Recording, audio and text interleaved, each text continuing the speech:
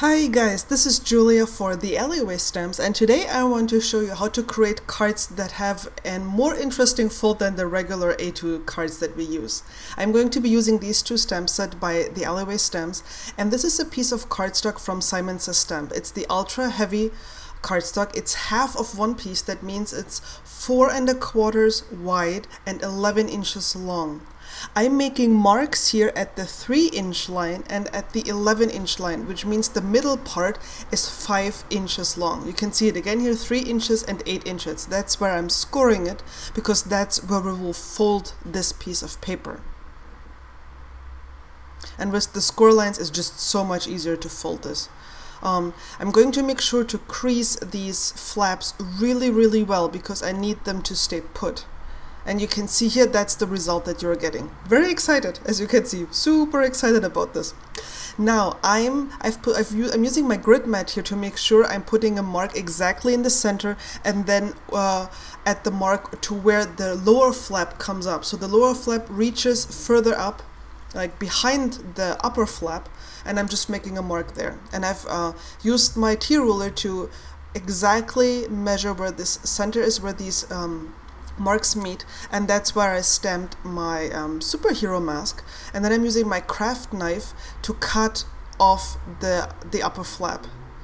And then I used just my pencil to make sure that I know where these flaps meet. So you can see that's how I did it. Now I'm stamping on the lower flap, on the outside of the lower flap, and I'm protecting the inside of my card so I won't stamp on that. It's not perfectly lined up, but hey, I'm human, it's a handmade card, and it's going to be so awesome. Nobody's going to notice, seriously. Don't judge me. So I'm just making sure I know where the eyes are going to be, where the center of my penguin is, and then I'm stamping this on the inside. This is how it looks like. Huh? You're getting it right. And here I'm stamping the Batman costume of my superhero on the outside, and on the inside there's my sentiment. You can read a little bit more on my blog about like what I was thinking about that. So this is a stencil from Simon Says Stamp. It's a diagonal stencil, and I think I'm using mustard seed or some intense yellow color here. And you have to be careful with these intricate stencils. You can't use circular motions when blending. You have to go with the design of the stencil, because otherwise you'll smoosh the ink underneath the plastic. Then I rearranged my card so that the plastic is covering up the yellow that I just inked, and now I'm going over it with the black. I'm doing the black on the second time, because otherwise I would have probably transferred it onto my card when I'm using the yellow. So starting with the lighter color and then going to the darkest. Now when I'm removing this, you'll see the fun border that I've created for my little bat penguin here.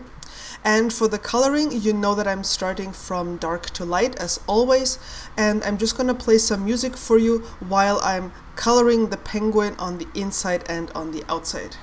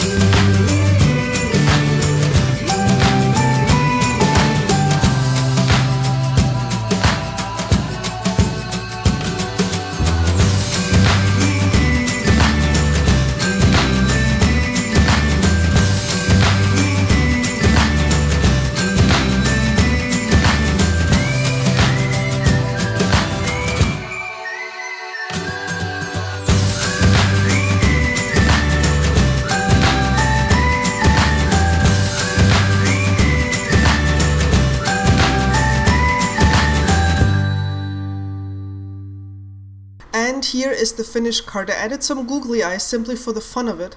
And you can see it's overlapping slightly, so the mask covers the face of the penguin. And then when you reveal it, you see that the true hero is the person behind the mask. That is my card for today. I hope you've enjoyed this rather, fun folding card. Leave me a comment if you have any questions, and thank you so much for watching. See you again soon. Bye!